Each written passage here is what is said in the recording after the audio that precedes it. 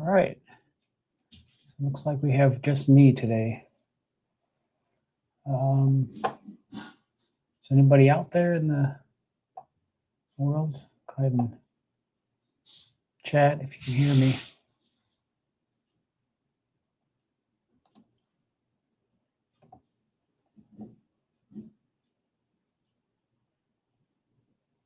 All right, we have some viewers. Yay.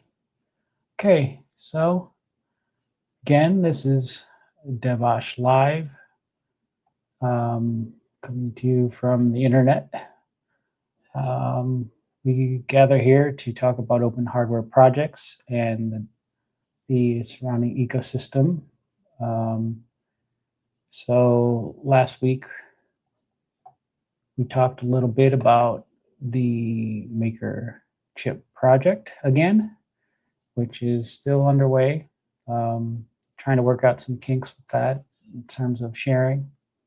And hopefully we have the assets ready soon. It would be nice to have Kevin jump on, but it looks like he's not around at this juncture. So, as you know from last week's episode, our new project after the Maker chip is the FPGA project, and that's going to be an open hardware FPGA board that is going to be based on an open source tool chain. So I've worked on a number of FPGA projects in the past, and I figured, I've worked on enough of them, I can probably crank this out pretty quickly. And it was voted the most popular project for our next full-fledged project for the effort. I'm going to go ahead and share my screen. I should probably do this first. Okay. Oh, yeah, we got to turn off that banner.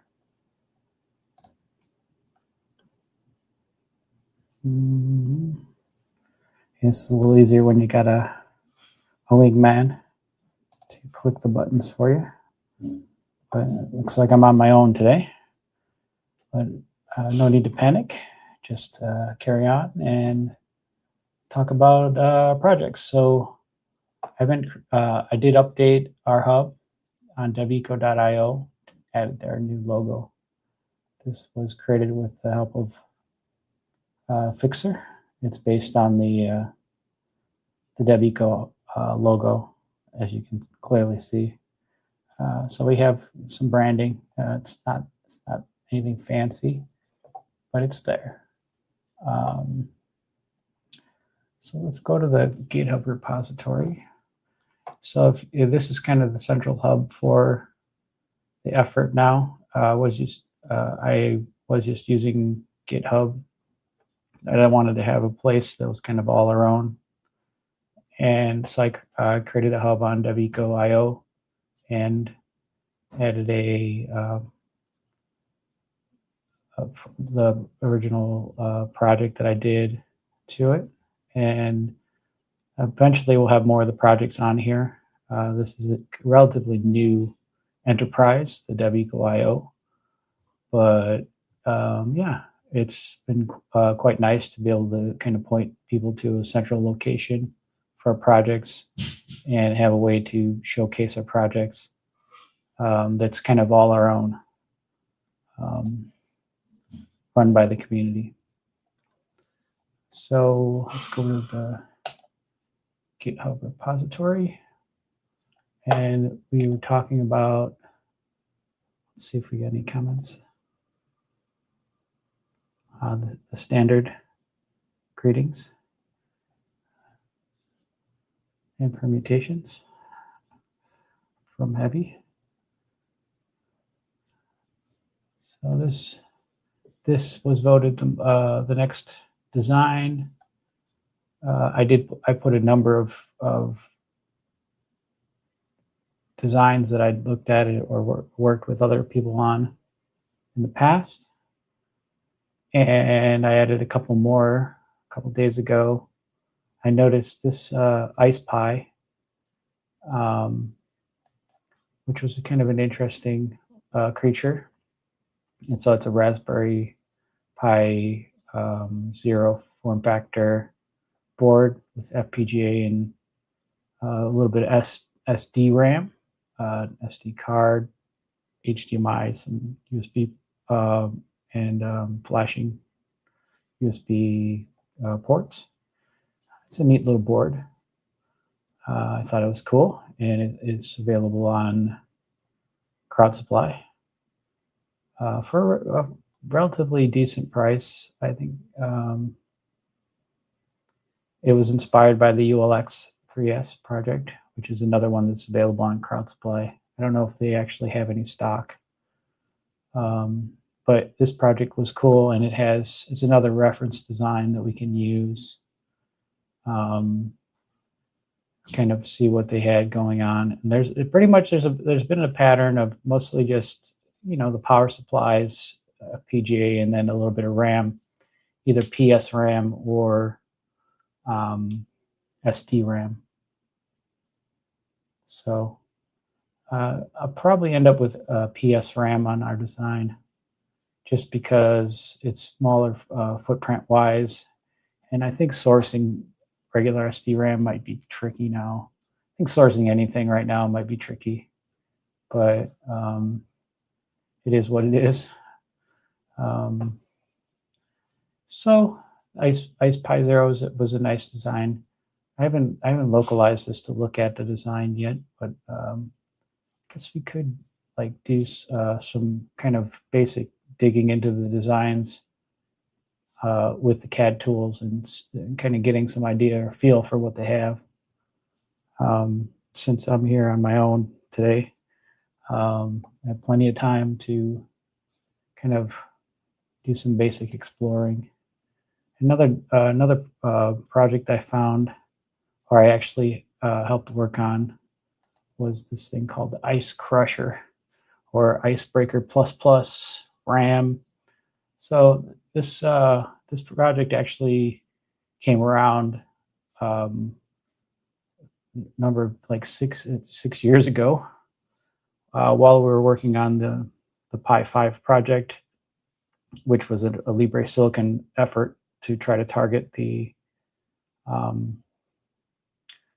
Skywater shuttle that they were offering free shuttle for a number of projects, and were selected. In Pi 5, some preliminary layout stuff was actually built on the first shuttle. But I guess I could show Pi 5 in case people are interested. This project will eventually probably will come back, but I'm probably going to rename it. Since then, the Pi 5, or the Raspberry Pi 5, came out, and everybody's going to be confused. If I say Pi 5, they're going to be, oh, you're Raspberry Pi, that's what it is. No, this was a PY 5. So this was a RISC-V microcontroller that was going to run MicroPython / CircuitPython. Was kind of the goal, and we kind of started out with just kind of a block diagram of what we want. We knew what we wanted to do, but we were kind of taking it baby steps. And the original design, you can see this. Let's see if we can open it in a new tab. Okay, yeah, this was the original silicon that TNT designed, and it was kind of just a basic starter design to test out the RAM macros and the USB core. It was all so down here on the bottom was a RISC-V microcontroller that was kind of shared on all of the different shuttles. And this is originally was based on the Pico sock, I think, and then it moved to a VEX implementation. But this, I believe, this was Pico RV32, made by Claire Wolf, and they hardened that with some. See these blocks here are RAM macros, and all this was kind of the RISC-V core was down here, and this was our design up here. So there were some macros to do, like there was a VGA or video output. There were a number of features that were added on this first, but it was really just a very preliminary test to kind of test the waters. And we found out pretty quickly when the chips came back that there were timing issues. And so we kind of, we did what we could, and the project kind of evolved from there to, like, I tried to do a small crowd funding campaign to raise some money to, like, so that we can, you know, have pay people to work on the project and get, you know, more effort into it. But the funding didn't, it kind of fell flat a little bit. There wasn't any like reward at the end. The reward is this open hardware project would be a reference for everyone. And I guess it's just not enough to get funding. I had, you know, some initial kind of interest from eFabless, and of course they kind of had a vested interest in doing that, but there was also a little bit of talk with Adafruit, but it never panned out. So we kind of got a little bit of funding from a few people, but all the money that I gathered from that, because it was nowhere near what we were like kind of shooting for. I just kind of gave it to TNT for his efforts up to that point, which were a lot. And he went on to work on what is now the Tiny Tape Up project. And that is pretty successful. But the FPGA project came along as kind of an intermediary. So we wanted to verify our IP to an extent on an FPGA, and we actually got it running on this board that Greg created. So it was an ECP5, and we asked for specific features that collided with what we wanted for the microcontroller. The big things we wanted were USB, and we also wanted to have more RAM. I'd originally worked on a microcontroller board called Lo-5, which is based on the FE310, and the FE310 kind of fell short on the RAM situation, and it didn't have a USB peripheral. It was JTAG controlled. So we wanted USB, but they couldn't really, they weren't into it. And there's reasons. USB has some encumbrances, but yeah, it was a lofty project. Kind of fizzled out after the funding failed, and it's become a back burner project. Is eventually coming back, and so the relics, this Icebreaker ++ board, wherever let's go back over here, was kind of developed by Greg based on some feedback that we gave him. So he was working on this advent calendar of hardware hacks. He was doing like a PC boot a B design a day in December, or yeah, in December, and it was pretty wild. He actually went through a lot of designs, and then he created this one based on another design that was mostly just the icebreaker form factor. This is an FTDI chip. This is the ECP5 here, and he had this is not a PSRAM but a flash chip. What we did is we added these PSRAM and HyperRAM chips. This is what we added to the thing. I was like, hey, could you throw this together for us so we can prototype our Pi 5 IP, and we actually came up with TNT implemented a VEX RISC-V core. He integrated the PSRAM as kind of the heap for the CircuitPython implementation, which was all running on this board. So we actually got to the point where we were kind of ready to go with IP in terms of we've proven that it's possible, and we knew it was possible. Just he definitely made it happen. It was awesome. But this design has the ECP5 on it as well. And I know this one fairly well, and I actually have one of these boards around here somewhere in my junk boxes. So that might be fun to dig out for one of these days.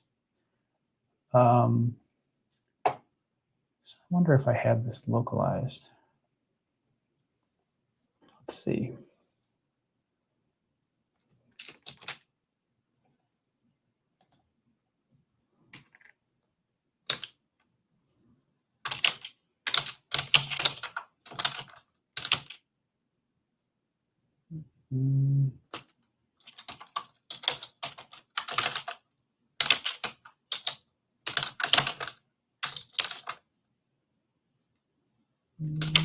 Crusher.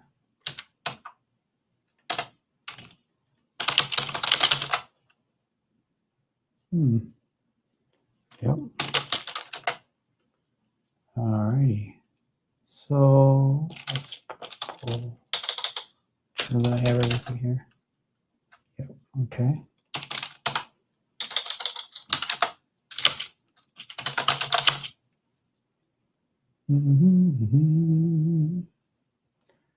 Okay. This is an older project, but it should open up with KiCad 10, which is what I have installed here.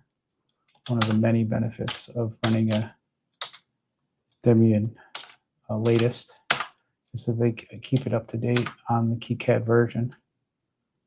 Let's see, KiCad.pro. Yeah, let's take a look at this.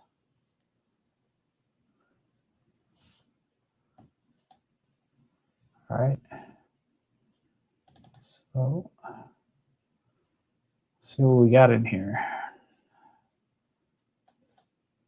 All right. So looks like they're using the 5U12. So this is a 12K unit device in the TPD6 BGA format, which is different from the samples that I have. I'd like to use the samples that I found in my junk boxes, which are a different form. Yeah, I think there's a 381 ball form, but this can kind of give us an idea of like kind of the bare minimum kind of design. We'll definitely have the programming flash, and we'll definitely have PSRAM, which is here. And this is a BGA, so it's going to be a wily project. It's going to take a while to actually implement.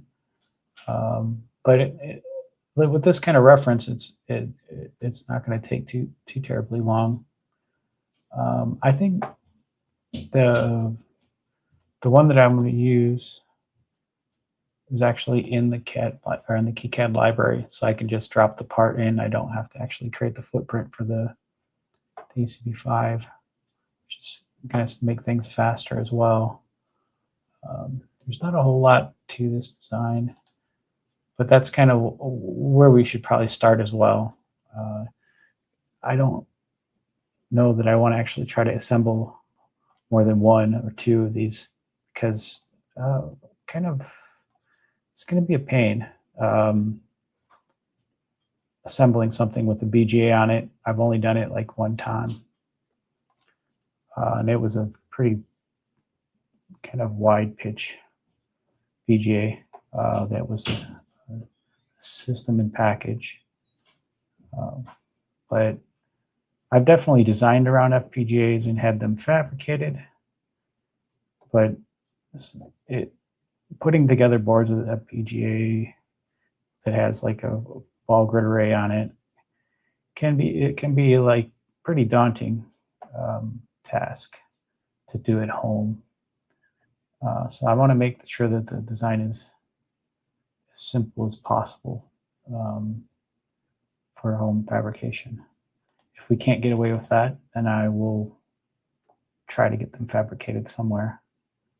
One of the big problems with FPGAs is they're royally expensive, especially the higher end ones. ECP5 is actually like a mid-low grade FPGA, but it has an open source toolchain, so it makes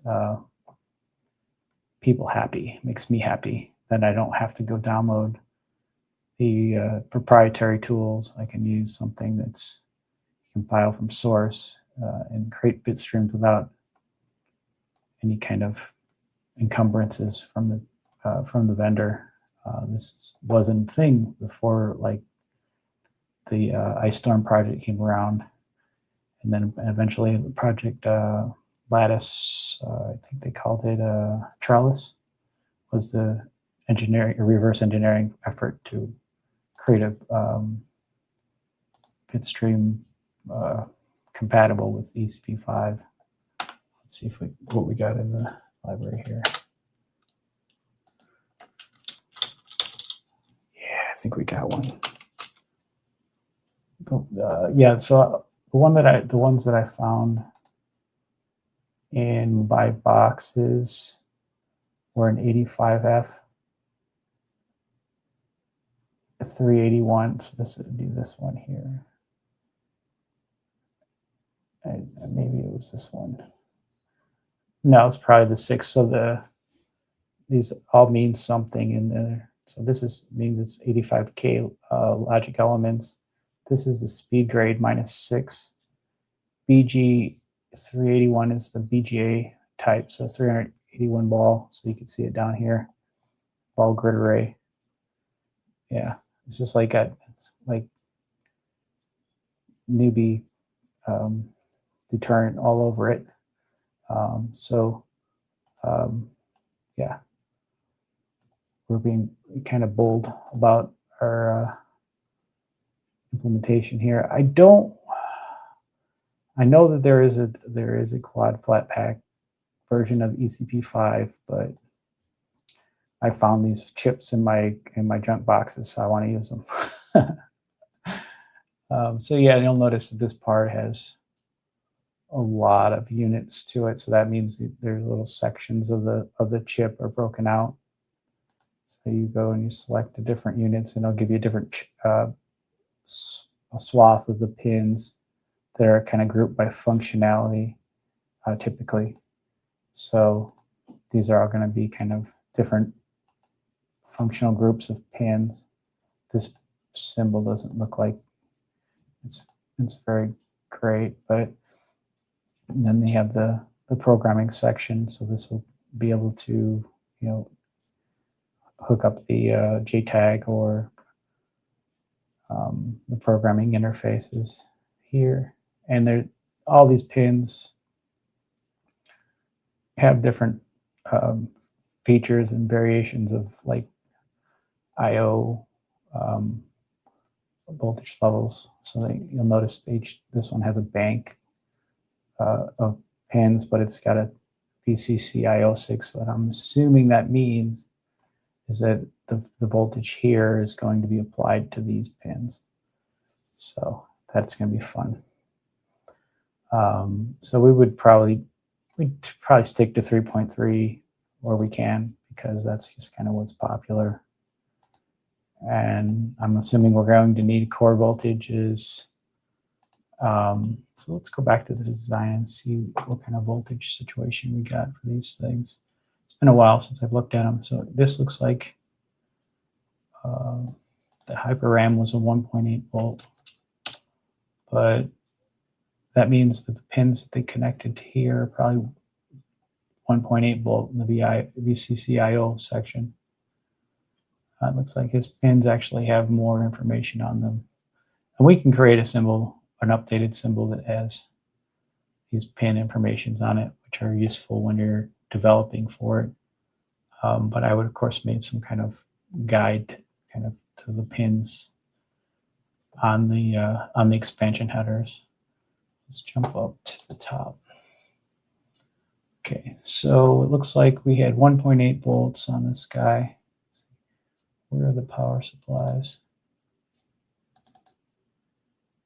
Here we go. So we have a 3.3 to 2.5. This looks like an LDO.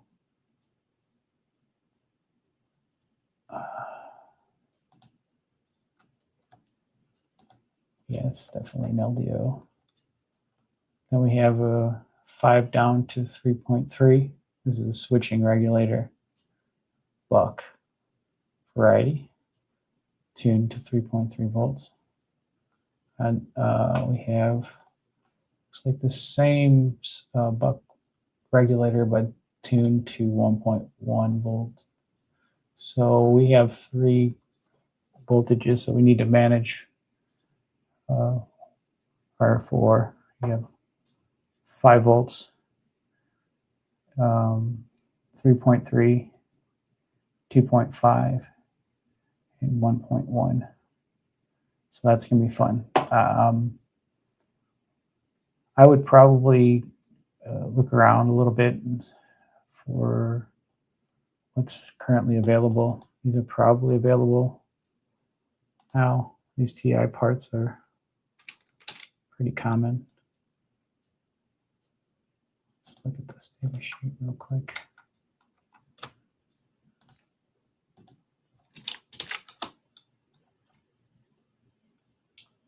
Yep, so it's a high efficiency synchronous buck converter, and gives you all the nice reference schematic here. Looks a lot like what we got. Not surprisingly, these are the feedback the resistor network here is what determines the voltage at the output here. And there's usually a formula that they give you somewhere in the data sheet that tells you how to get that voltage. A lot of the characteristics of this thing. So based on kind of your current rating and what you need for that rail, you can see how many amps it provides. This guy says 2 amps output, which is pretty good. Maybe a little overkill, but it's better to be overkill than underkill. Let's see what this thing has in terms of brains. Okay, it's kind of the inside of it. So these gates are going to drive this switch line that's going to modulate the the voltage input based on kind of the feedback network, and it'll be kind of like a pulse width modulation almost, but not quite. It's going to be filtered and then give you a nice sort of stable voltage output. So yeah, here's the voltage setting. So this is very typical, 0.6 volts times 1 plus R1 over R2. So you can quickly just like kind of get close enough with the standard values. You want to use fairly accurate resistors on this, so that you don't have too much slop on your rail. Is going to be a pretty big variance if you use like 5% resistors or something. But yeah, I think this part is still viable. Let's check the stock on it. It is kind of a small guy, so that could be fun. So let's go to our favorite vendors. Let's see what we got here. Oh, there's one Mauser.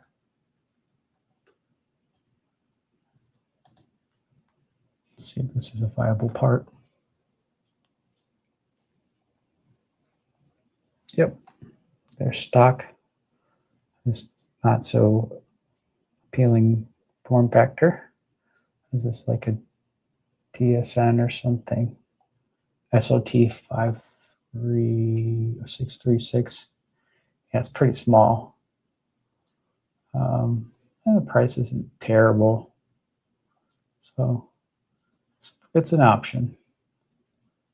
Wondering why these are so much cheaper than the other ones. Interesting. There has to be a reason. Maybe, I don't know. I don't know.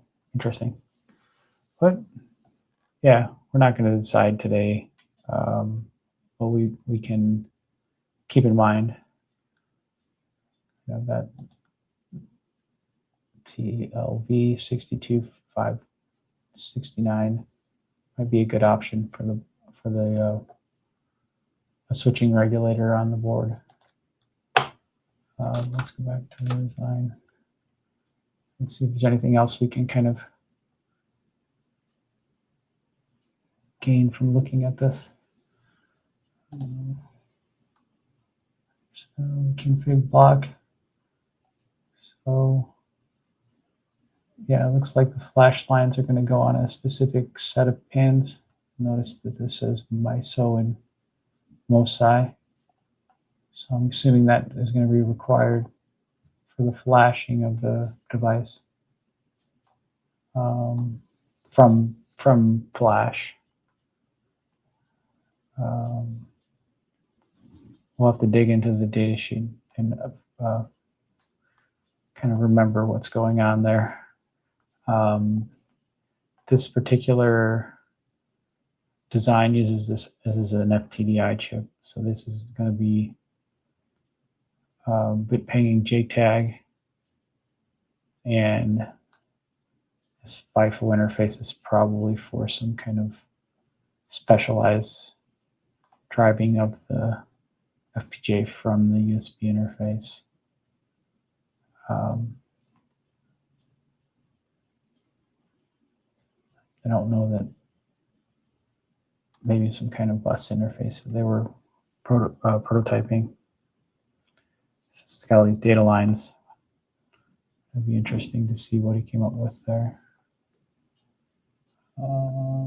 Yeah, there's not much else going on here. So the FTDI to the JTAG is going to give you the ability to program the device. We got a couple of buttons, LEDs, PMODs. So PMODs are kind of the fairly standard interfaces for FPGAs, like all of the cool ones have it. This one is in the Icebreaker form factor. Icebreaker was an ICE 40 design based on the kind of initial efforts in the open tool chain domain, as in from 1-bit squared, created a board called Icebreaker, and is one of the more popular beginner FPGA boards, and it's using the same form factor. So let's look at the PCB of this guy. Let's see if I can find it here. And you can kind of see the basic form factor is the same. All right, yeah. Let's make sure that we're not hiding anything. Okay, yes. Let's see here.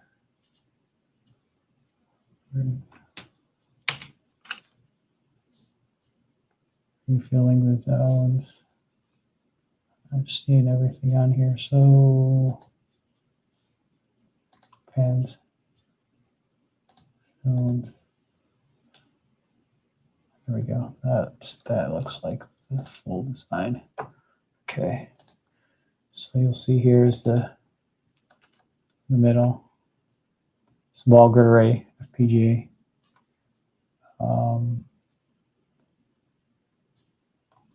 PSRAM, HyperRAM, Flash, FTDI chip, USB Type-C, and then you have the P mods on the top here. So this is where you plug in your expansion boards at the top, and then he has another one over here on the side. Similar to the ICE5 wireless, only ICE5 wireless, we went ahead and just made all three of the connectors on the top side of the board. Otherwise, it's not really that much different. Other than I didn't use FTDI here, or we didn't. It was a ESP32.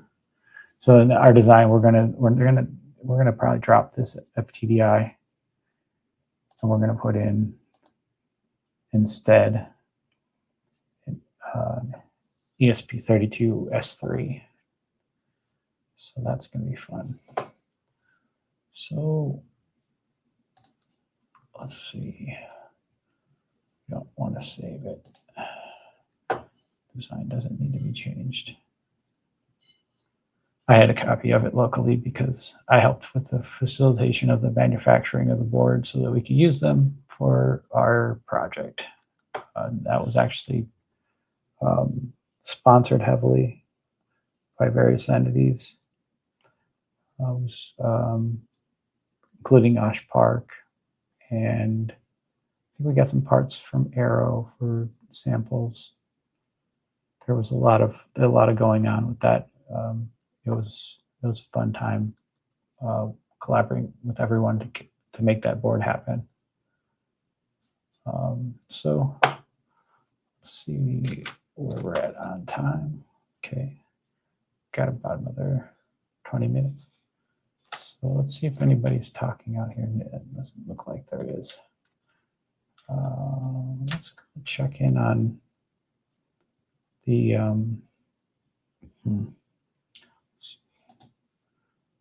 Discord, see if anybody's talking. Where is it? So if you're interested in kind of collaborating with us, we work through the devEco Discord for collaboration. It looks like nobody showed up today, which is okay. Can't always be a winner.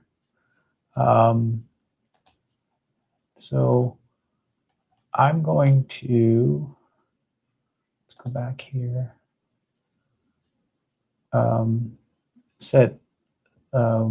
We could probably create the template project and kind of pull in the parts that we want to use, that we know we want to use right now. Why not? So let's go back and create a project. So devOSH Probably just do it on my personal account.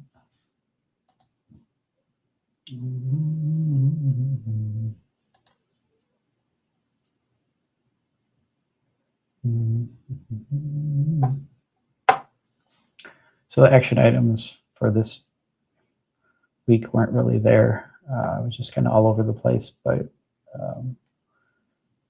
the development's going to happen kind of at whatever pace kind of just happens. I don't have a ton of time to work on things outside of the show. So it might go a little slow or on the weekends, nights and weekends.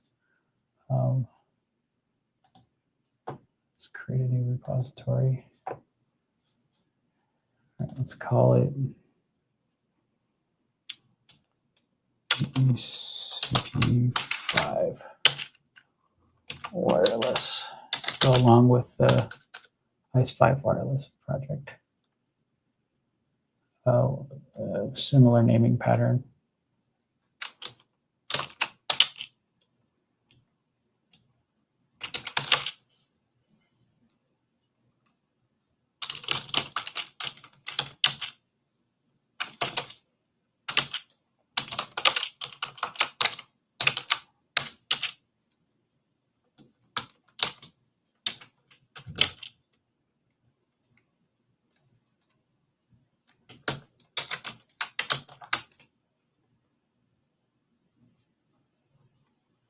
Okay, yeah, the S3 was actually used on the heavy LED, so I can pull that from the other design. Let's make it public. I don't have any templates for it. Let's see what they got here. Do they have a KeyCAD? They do. License. Let's go with, I don't know. CERN. They don't have CERN. It looks like they only have software licenses. Interesting. We can add this later based on the other ones. This is just, we'll go and change, just add it after the fact. We don't need a template. Let's just create an empty project. Bam. All right, let's see what this git ignore looks like. Nice. I might take some of these out of here. It's good to actually have the BOM on the repository. It definitely helpful, and it's part of the open hardware specification to provide this BOM. So we'll be doing that. All right, let's clone this thing.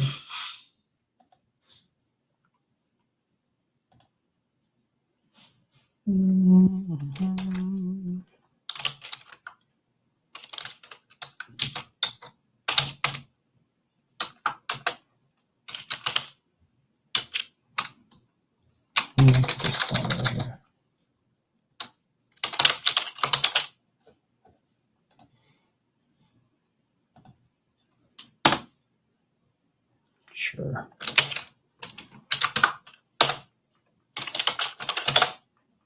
All right. All right. Now we can say CAD.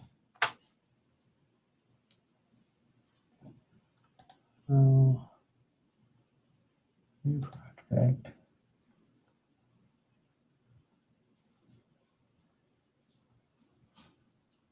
I don't want to use a template. Apparently this is standard now. Interesting.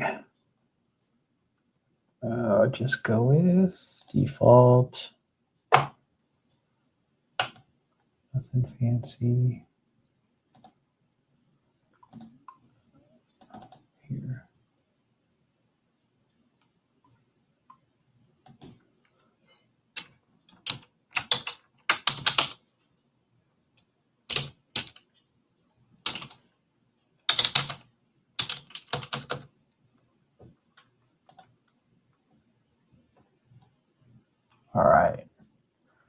Now we're cooking with gas.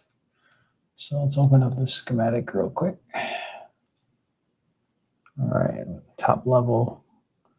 Ooh, that's tiny. This is a tiny sheet size. A4 is not going to be big enough for me, I don't think. Let's throw down a part and see. All right, let's see. Piece 2S3 mini. I think that's what I was using before. It's 3 mini sounds about right. What is the difference here? Oh, that is the one with the antenna.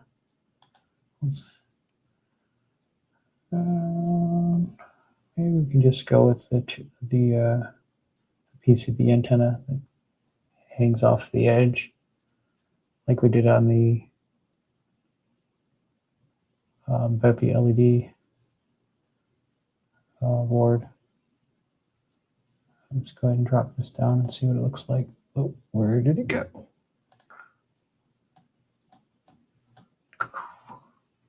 All right. So that looks about right. It's not too small. Right, so there's one thing. Now let's throw on the UCP5. Oh, this one is a large boy. So it's going to be probably a multi-sheet schematic in the long run, but I'll just throw down all the parts on this one sheet for now, because I'm crazy. All right, let's see. 1, 2, 3, 4, 5, 6, 7, 8, 9. 9 sections. That's a lot of pins for one chip. But I'm used to this. This doesn't scare me at all. All right, so that's the 2 main components that I wanted to have on the design. Assuming we're going to probably take these banks, dedicate them to specific functionality, and have separate sheets for the different features that we want to add. So let's go ahead and save this real quick. See what this looks like so far on the PCB side. So PCB5 wireless. Cool. Right. All right, so here we're going to pull across the parts from the schematic sheet. Low. Sure, why not? All right. Those. All right. So we don't even have a board outline yet, but I wanted to keep the same outline as the ICE5 wireless, which is going to be pretty cramped, I think. How can I bring that across? There has to be a way. So let's see if we can open up just the PCB sheet from the ICE5 wireless and pull in the outline real quick.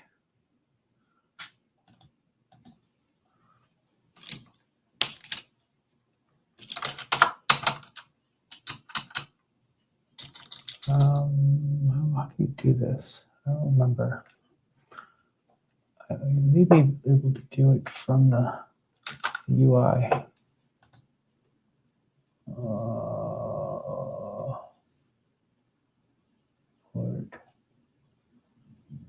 Nope. There's definitely a way to do this.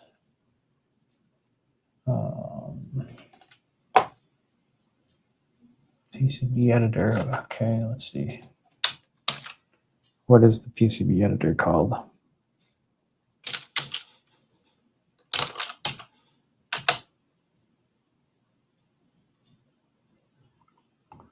I should be able to run it directly.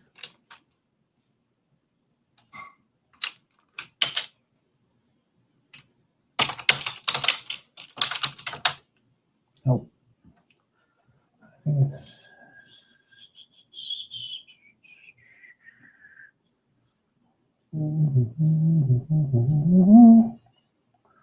I've done this before and my brain is just like not remembering how to do this. Let's go back to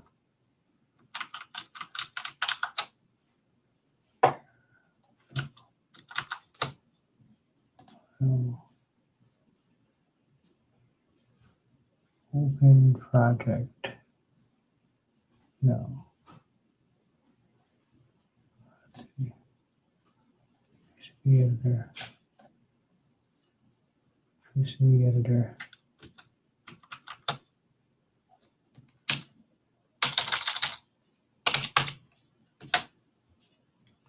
Nope.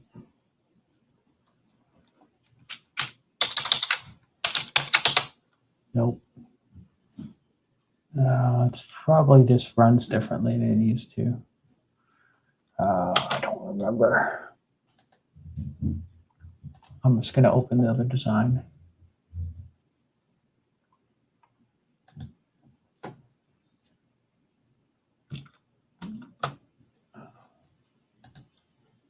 Project.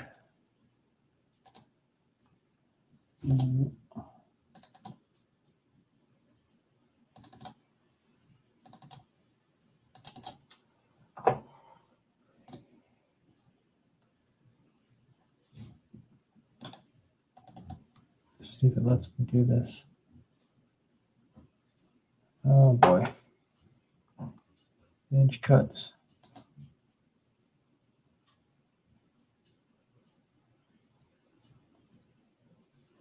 All right, that's going to give me the edge cuts. This is the board outline. Select it. And then let's see if I can also select these mounting holes.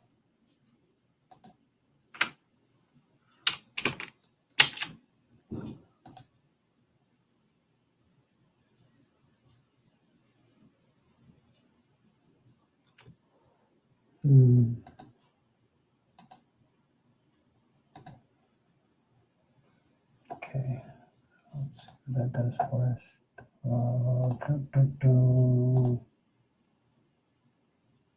See if it lets us do that. It probably won't. We'll see.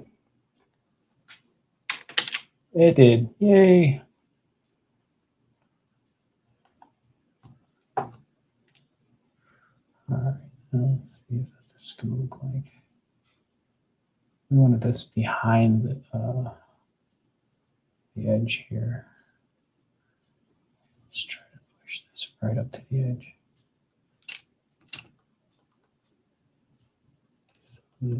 Oh. Keep out area. Okay. I probably should have grabbed the PMOD headers as well. All right, can I? What is it? All right, let's see what this looks like in 3D. Oh, we're not seeing any 3D footprints on this guy. Interesting.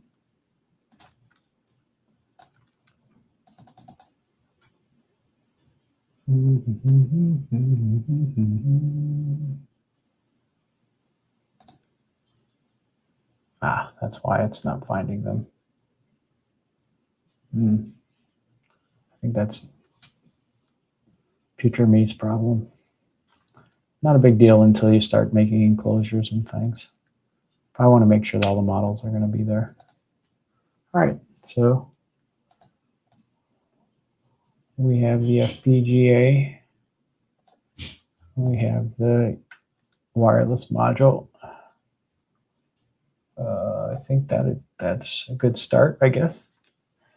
Let's go ahead and save this and close it out for today's stream.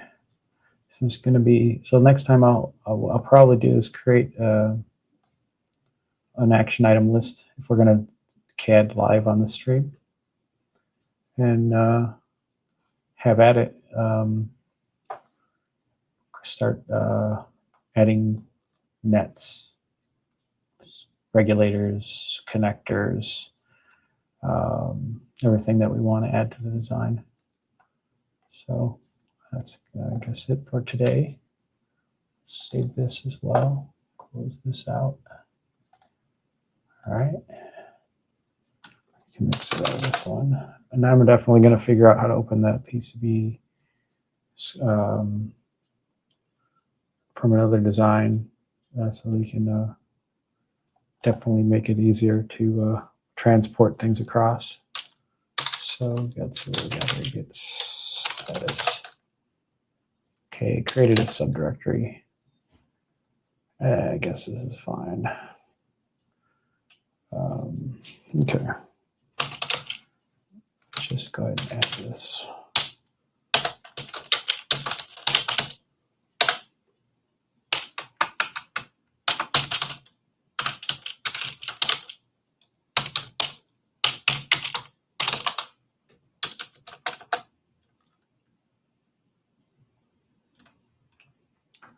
All right, here we go.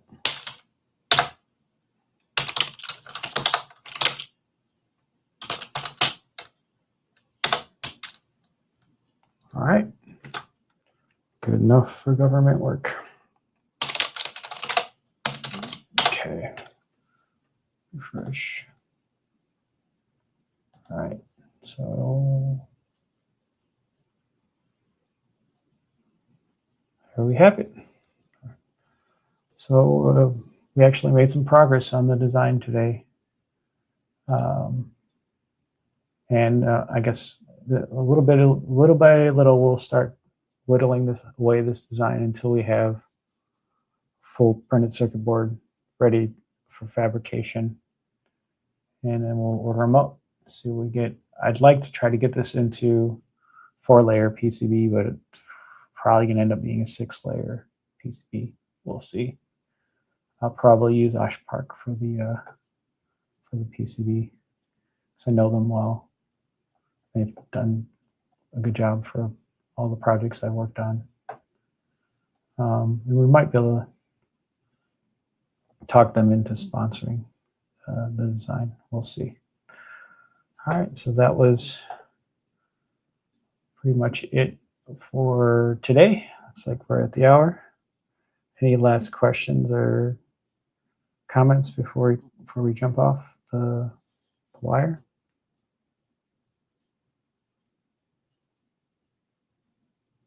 Okay. Looks like that's a no. Maybe Heavy was my only watcher today. It's okay. We got things done. All right. Well, I'll see you guys next week. We'll keep everyone up to date on the projects as they progress. All right. Good night.